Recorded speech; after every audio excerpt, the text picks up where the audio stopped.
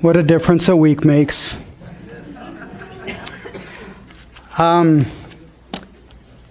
say this up front. One of the ways to make a preacher nervous is to put young people in the room. Because you know my theory, I will always try to speak to the youngest person in the room. And if I don't keep their interest, then the rest doesn't matter. Because I want to speak in a way where every person feels like we are having a conversation about the Lord. So, thanks for making me nervous, guys. No, I'm just kidding. I'm kidding. What happens when you play baseball or softball or any sport, but I'll stick with baseball, is your team might be winning, your team might be losing, and you get to a point where there's people on base and whatever, and the coach turns to you, you pick up your bat, and he says, "You're up now."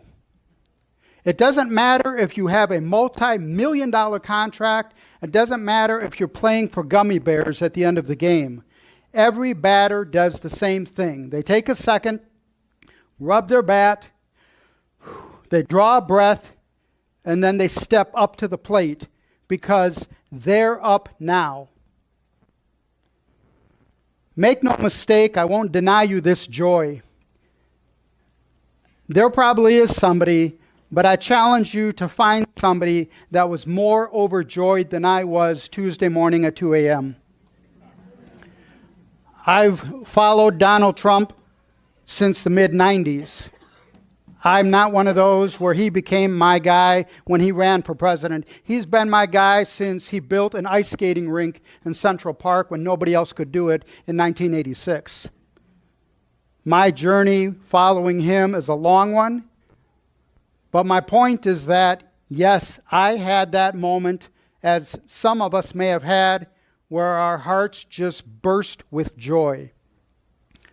But tonight in my message, before I start, I am going to be referencing the Israelites and the time that they were freed from captivity. And you may remember in a past message, I talked about that the Israelites sang hymns to the Lord. They sang songs to the Lord, rejoicing they've been free. A new day is coming. But if you remember, what were they doing when they were singing those hymns and those songs? They were not having a picnic. They were not having a big buffet. They were not dropping a bunch of balloons. They were not having a big bouncy house and celebrating. They were packing and they were moving because they were preparing in the middle of their joy for where the Lord was taking them, because they knew this day was just the beginning of the next chapter. Wednesday morning was not the day that we celebrate. Wednesday morning is where we as believers recognized we have now been given our chance to go to the next chapter. Yes, there's joy for some of us, but don't stay at the joy. Don't just celebrate and woo-ha, good times are here again. No, what I believe happened is that the challenge is still there for us to prepare for things that are coming, but the Lord has given us a window of kindness and protection to do it under for a little while. But it doesn't change the fact that we need to gather our belongings and get ready to go to the promised land He has for us. And a friend of mine called me and said, "Hey," and nobody from here, so don't worry, I wouldn't throw somebody under the bus like this.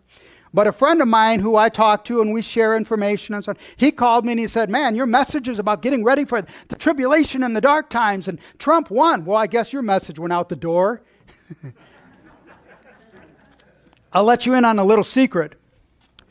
Back early on in the fall, when it became apparent that I would have a long-term relationship with you guys, the very first thing I asked for from Gary and Joel was, I want to speak the week after the election. Because I wanted to have the challenge of standing up here when our hearts are either broken or overjoyed, because that means we can come and be on the same page. And what that is how baseball players think. I want to be up here with the bases loaded. Why? because I want to be able to say to myself, you're up now.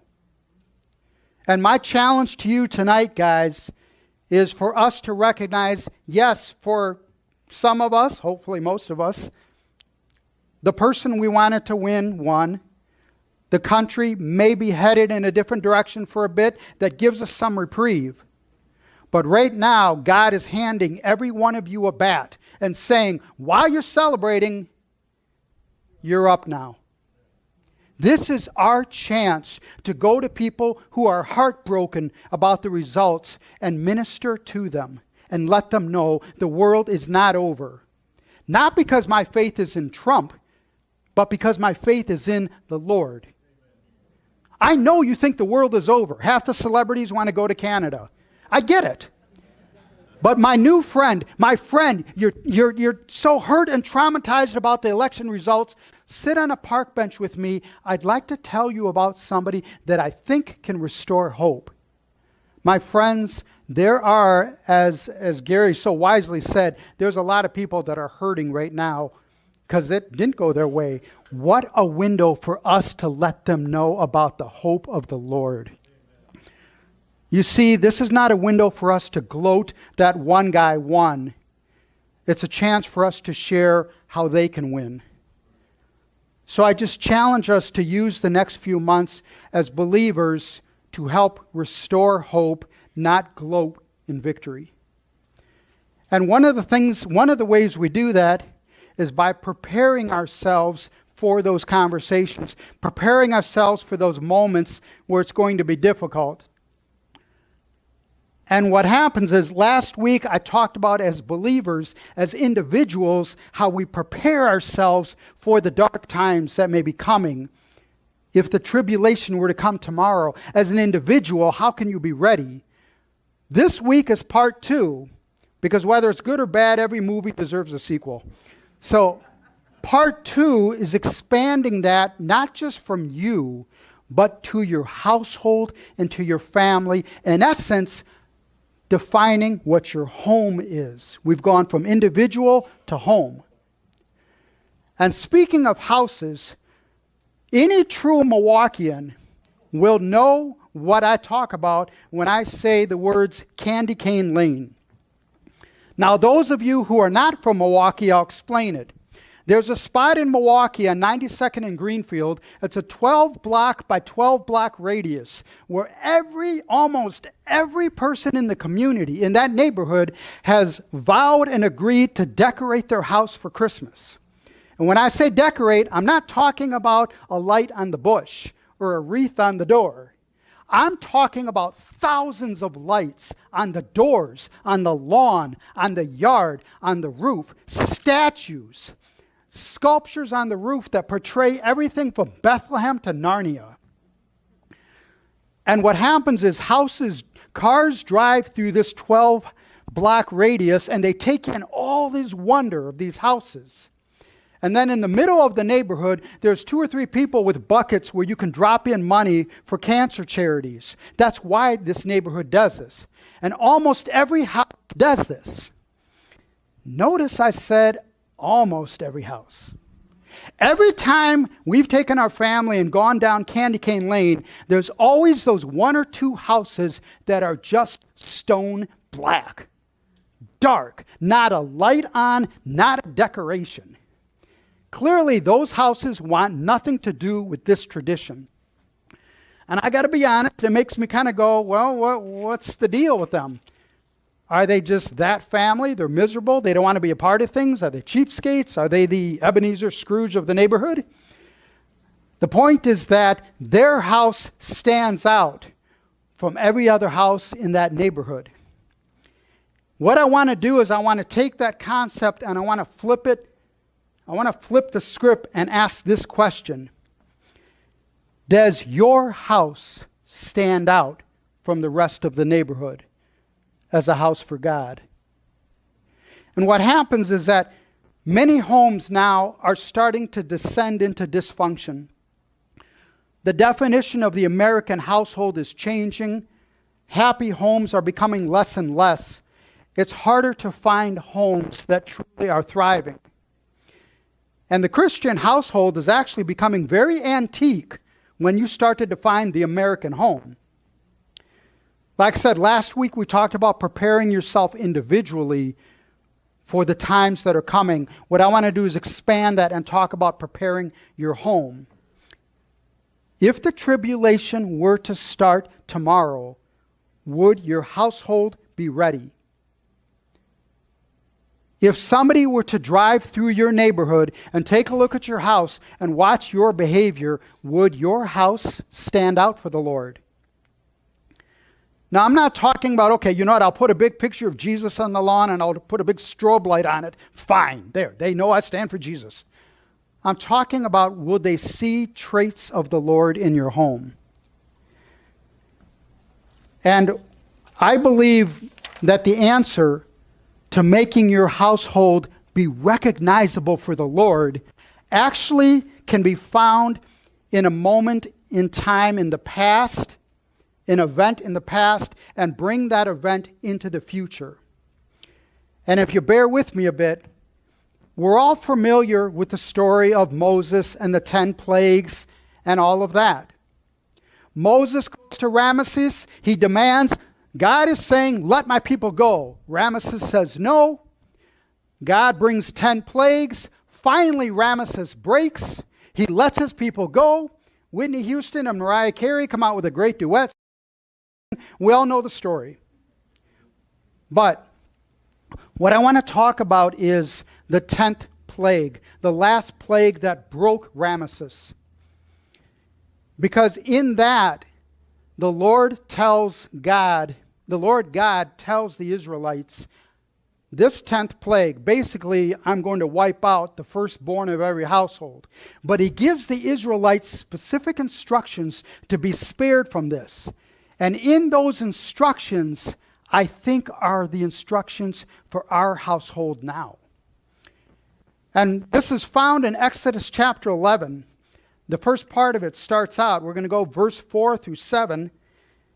Moses said to Pharaoh, this is what the Lord says. At midnight I will go throughout Egypt. Every firstborn son in Egypt will die. From the firstborn son of Pharaoh, who sits on the throne, to the firstborn of the female slave, firstborn of cattle as well.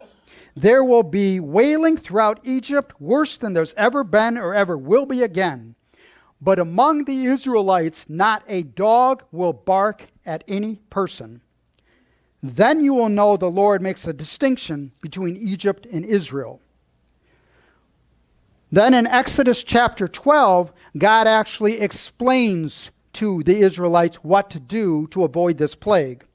The Lord said to Moses and Aaron in Egypt, tell the whole community of Israel that each man is to take a lamb for his family, one for each household. The animals you choose must be 1-year-old male without defect. You may take them from the sheep or the goats. Take care of them until the 14th day of the month, when all the members of the community of Israel will slaughter them at twilight. Then they are to take some of the blood and put it on the sides and the tops of the door frames of the houses where they eat the lambs.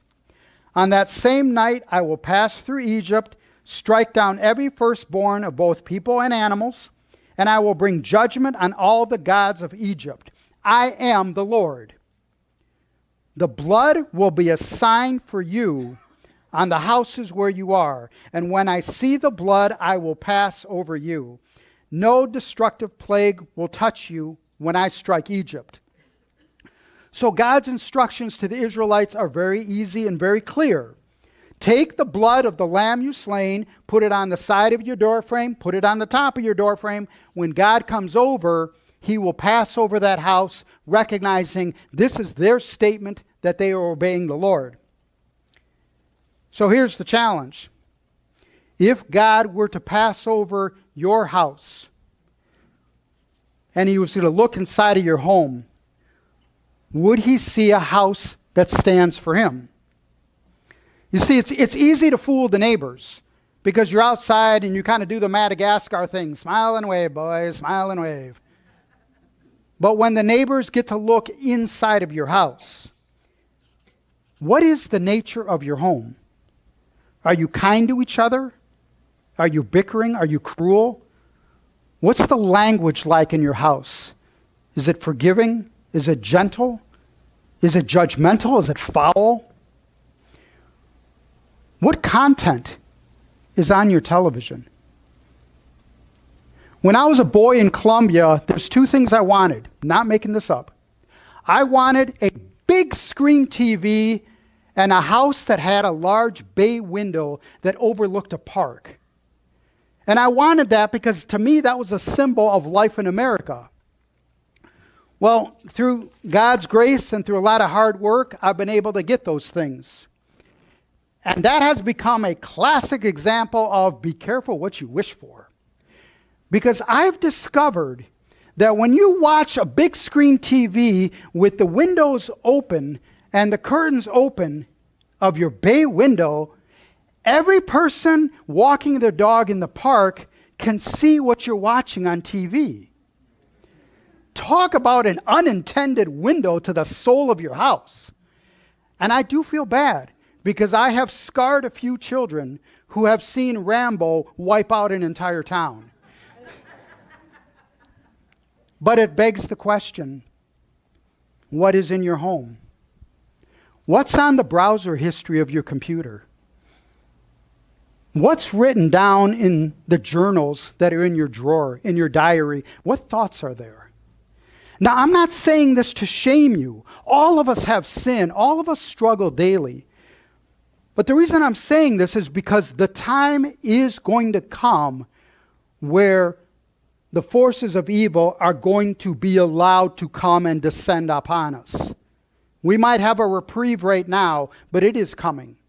And when they come for you, they're either going to recognize your home as one that stands for the Lord, or they're going to pass by because you're living in such a way where you totally blend in. Now, I get the quandary that I just set up. Oh, great, Steve. So if I stand for the Lord, then when the cloud of evil comes and the end times start to come near, they're going to come right for me. But if I live casually and kind of, I try to blend in, the forces of evil will pass right by. Yeah, that's the choice. And my challenge is really twofold. One, do you want to be a household that stands for the Lord? And number two, are you prepared to accept the consequences of being a household that stands for the Lord?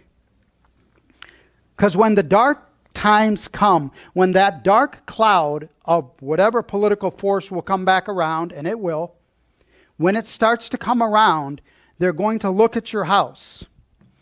And they're going to see if there's traits of you being a believer or not. In other words, they are going to spot the blood on the side and the top of your doorpost.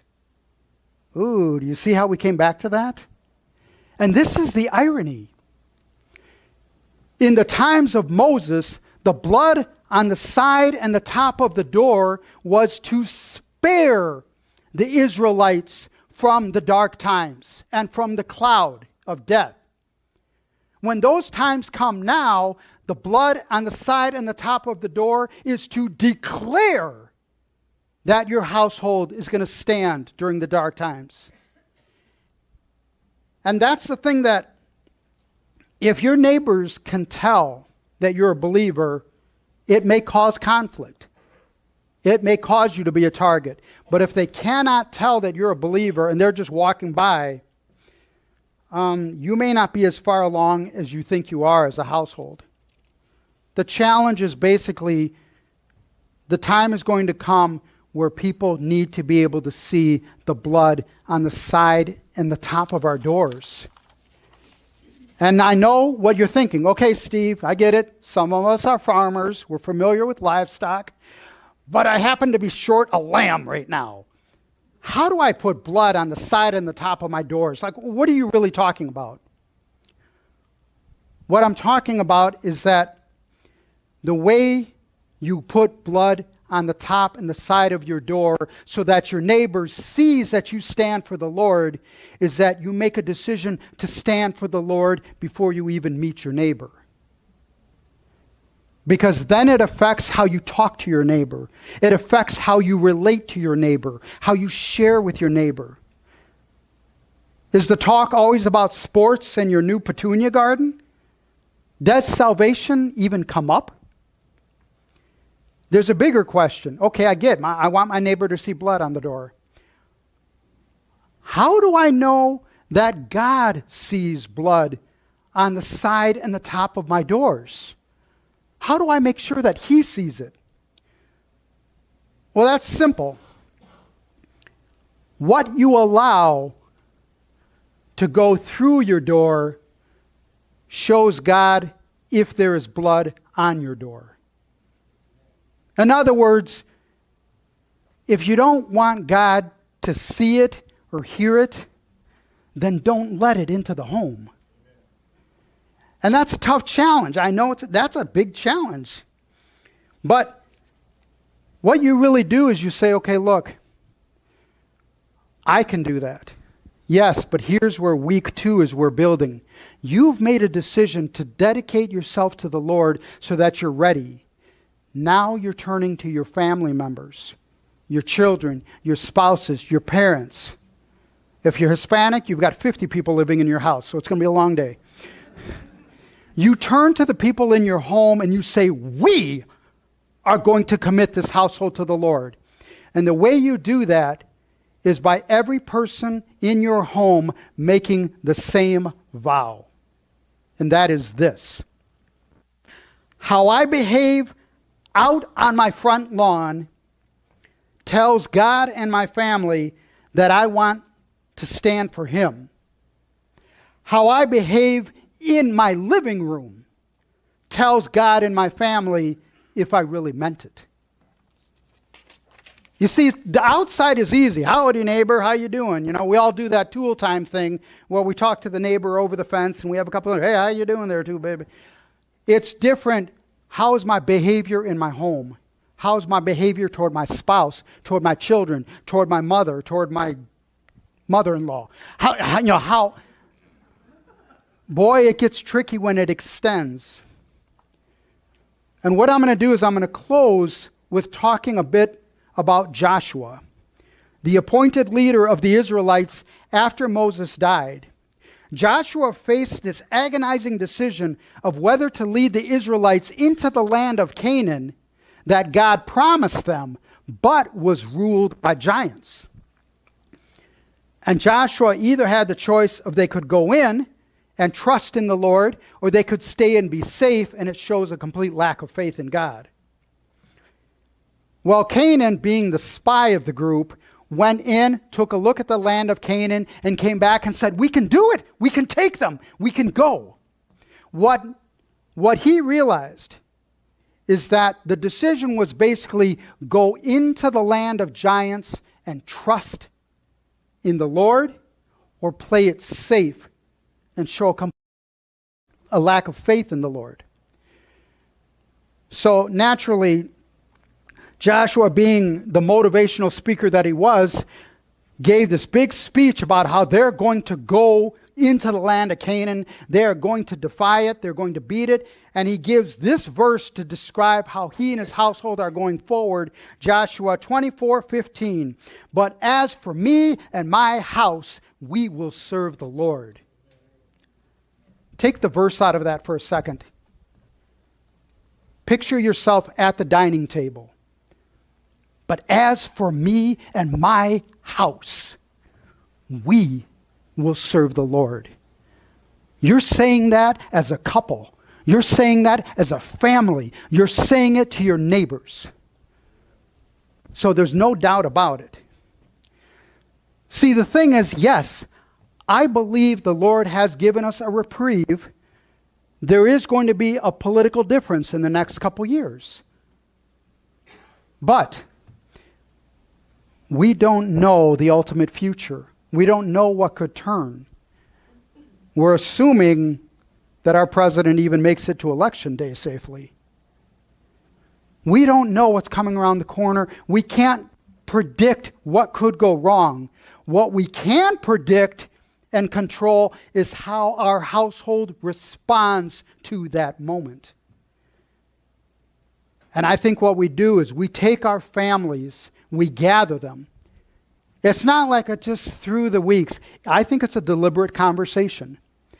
You sit down, and as a family, together you commit, as for all of us, the Johnsons, the Wilkersons, the Adams, the McGillicuddies, our household will serve the Lord. Because then what happens is you're making sure that God sees blood on your doorpost so that he knows who you stand for. And when that cloud of political evil comes, and it will, they will get to your household and they will pause for a moment because they will see blood on the side and the top of your door, and they will know who you stand with. We live for the Lord, but the way we live is what makes them think twice before declaring us a target. Because the blood on your door is telling God, I stand for you. And it tells the world, you can have your hands full with me because I stand with God.